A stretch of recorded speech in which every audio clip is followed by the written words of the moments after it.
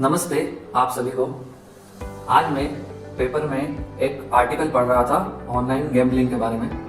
तो मुझे लगा कि ये अच्छा समय है आप सभी से ऑनलाइन गैम्बलिंग ऐप्स के बारे में बात करने का। आजकल बच्चे और बड़े लोगों को इन सब गेमिंग ऐप्स का जैसे चस्का ही लग गया है।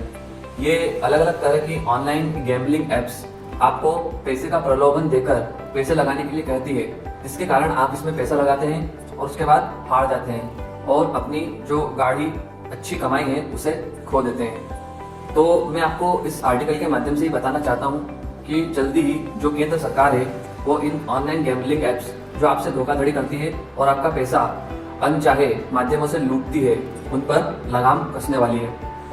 तो जैसा कि इस आर्टिकल पर लिखा हुआ है कि अब जुए वाले गेम पर लगेगी लगाम। इसमें एक SRO होगा जो गेम की जांच पड़ताल करेगा। ये जो अलग अलग तरह की ऑनलाइन गैम्बलिंग ऐप्स रहती है, ये इसमें से वैसे तो बहुत सारी गैम्बलिंग ऐप्स इंडिया में अब प्रतिबंधित है, क्योंकि वो सट्टा प्रमोट करती है, इस कारण वो ऐप्स इंडिया में प्रतिबंधित हो चुकी है। लेकिन ये फिर भी अलग अलग तरीकों के माध्यम से विज्ञापन करती है, जिससे कि कई लोग इनके झांसे में आ जाते हैं और अभी भी इनका कारोबार इंडिया में बढ़ता ही जा रहा है। इन पर प्रतिबंध लगाने का भी कोई असर हुआ नहीं है। इस कारण सरकार भी अब बहुत सचेत हो गई है। तो सरकार ने कहा है कि गूगल प्ले स्टोर और एप्पल ऐप स्टोर पर कई ऐसे गेम ऐप है जो सट्टा जुआ खेलने का लालच देते हैं। अक्सर लोग इन्हें पहचान नहीं पाते और इसमें मेहनत की कमाई लगाकर हार जाते हैं और इस कारण किसी से शिकायत भी नहीं कर पाते हैं। देश में ऑनलाइन गेमिंग या सट्टेबाजी के लिए नियम नहीं होने से कुछ गेमिंग कंपनियां लाखों करोड़ों का सपना दिखाकर लोगों को लूटती रहती है। तो अब सरकार ने इस पर एक बहुत ही सख्त कदम लिया है। IT नियम 2021 में संशोधन करते हुए कहा गया है कि कंप्यूटर गेम्स से अब सट्टेबाजी या जुए की अनुमति नहीं दी जाएगी। ऑनलाइन गेमिंग में सट्टेबाजी और फ्रॉड को लेकर केंद्र सरकार ने 2021 के IT नियमों के तहत नियम जारी किए थे। अब नए नियम में गेम ऑफ चांस यानी पैसे जीतने या हारने वाले खेल को बंद करने के लिए एक खास कमेटी बनाई गई है, जिससे किसी गेम को अनुमति के बारे में पहले SRO निर्णय लेंगे।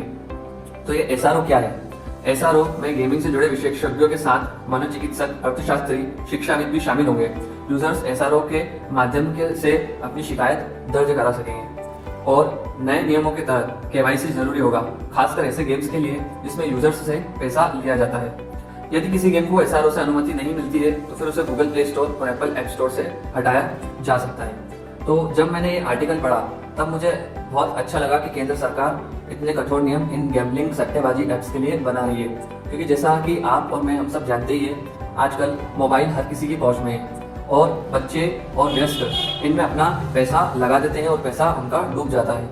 और खासकर बच्चों को तो ऐसे गेम्स खेलना ही नहीं चाहिए, लेकिन फिर भी बिना किसी KYC के ये ऐप्स उनको अपना ID बनाने की अनुमति दे देती है और उसके बाद बच्चे बिना अपनी माता पिता की परमिशंस के उन जो ऐप्स है उसमें उनका पैसा लगाते रहते हैं और उसके बाद बहुत बड़ी मुसीबत में पड़ जाते हैं। कभी कभी ऐसा होता है कि बच्चे इतना पैसा हार जाते हैं कि वो अपने माता पिता को बता नहीं पाते और उनके डर के कारण या तो घर छोड़ देते हैं या फिर आत्महत्या जैसा प्रयास भी कर लेते हैं। और इन सब ऐप्स के और भी कई सिक्योरिटी रीजंस और नुकसान भी है, जैसा कि इस आर्टिकल में लिखा हुआ है कि फ्री वर्जन वाले गेम्स से मेलवेयर और वायरस का खतरा हो सकता है। दूसरा, साइबर क्रिमिनल आपकी आइडेंटिटी भी चोरी कर लेते हैं।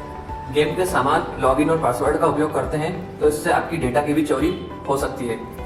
फ्री गेम ऐप से हैकर्स आपका डेटा तो चोरी करते ही हैं, साथ ही आपकी पर्सनल बैंकिंग डिटेल्स भी चुरा लेते हैं और चैटिंग के दौरान फिशिंग ईमेल से लुभाने की भी कोशिश होती रहती है।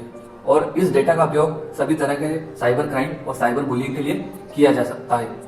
तो आप समझ सकते हैं कि जिस उम्र में बच्चों को बाहर खेलना कूदना चाहिए और इन सब चीज़ों से दूर रहना चाहिए, उस उम्र में बच्चे गैम्बलिंग, सट्टे जुए की जो लत है उसका शिकार हो जाते हैं और माता पिता चाहकर भी उसका कुछ नहीं कर पाते। तो हमें भी अपने आसपास लोगों को इस बारे में सतर्क करते रहना चाहिए। इस आर्टिकल को पढ़कर मुझे लगा कि आजकल ये जो तकलीफ है कई लोगों को हो रही है, तो क्यों ना इस पर लोगों को जागरूक करने के लिए एक छोटी सी वीडियो बनाई जाए। इसमें आर्टिकल में और कुछ ऐसे नियम दे रखे हैं जिससे हम इन जोखिमों से बच सकते हैं, जैसे कि हमें हमेशा एक मजबूत पासवर्ड बनाना चाहिए किसी भी ऐप या अकाउंट के लिए। एक और दूसरा 2 फैक्टर ऑथेंटिकेशन का भी उपयोग करना चाहिए, जिसमें हम मोबाइल नंबर OTP से ही लॉगिन कर पाते हैं। और हमें अपनी निजी जानकारियों को किसी भी अनाधिकृत वेबसाइट या ऐप में नहीं डालना चाहिए, वरना उसका गलत इस्तेमाल हो सकता है। और जब भी हम किसी ऐप का या वेबसाइट का इस्तेमाल करें जहां पर हम अपना पैसा दे रहे हैं, तो उसमें जो छिपे हुए शुल्क है उनके बारे में भी हमें पहले से ही जानकारी पता लगा लेनी चाहिए। और हमेशा हमें अपने मोबाइल के सॉफ्टवेयर को भी अपडेटेड रखना चाहिए, जिससे कि कभी भी हमारे मोबाइल में कोई भी वायरस या मेलवेयर इन एप्लीकेशंस या वेबसाइट से ना आ पाए। और VPN की मदद से गेम डाउनलोड करना और खेलने से भी बचना चाहिए, क्योंकि इससे हमारी लोकेशन की जो जानकारी है वो किसी गलत जगह पहुंच सकती है। तो अगर आप इन सब चीज़ों के बारे में जागरूक है और अपने आसपास के लोगों को भी सतर्क रख रहे हैं, तो आप बहुत सारी चीज़ों से खुद को बचा रहे हैं। लेकिन अगर आप इन चीज़ों के बारे में जागरूक नहीं है तो प्लीज़ अपने आसपास इन चीज़ों का ध्यान रखें, अपने बच्चों का भी ध्यान रखें, ताकि वो ऐसी किसी गलत ऐप या गलत संगत में ना पड़े। साथ ही उनको ये भी समझाएं कि कभी भी किसी से अगर जानकारी शेयर करें तो वो अपने माता पिता से पूछ कर करें और ऐसी जगह ही ऑनलाइन जानकारी शेयर करें जिससे कि उनका नुकसान न हो। आपका इस वीडियो को देखने के लिए धन्यवाद। मेरा मकसद सिर्फ यह जानकारी आप लोगों तक पहुंचाना था कि कैसे केंद्र सरकार भी इस पर सख्त से सख्त कदम उठा रही है। अगर आपको यह जानकारी अच्छी लगे तो प्लीज़ इस वीडियो को ज़्यादा से ज़्यादा शेयर ज़रूर कीजिएगा, ताकि ज़्यादा से ज़्यादा लोगों तक ये जानकारी पहुंचे। और आपका इस वीडियो को देखने के लिए बहुत बहुत धन्यवाद।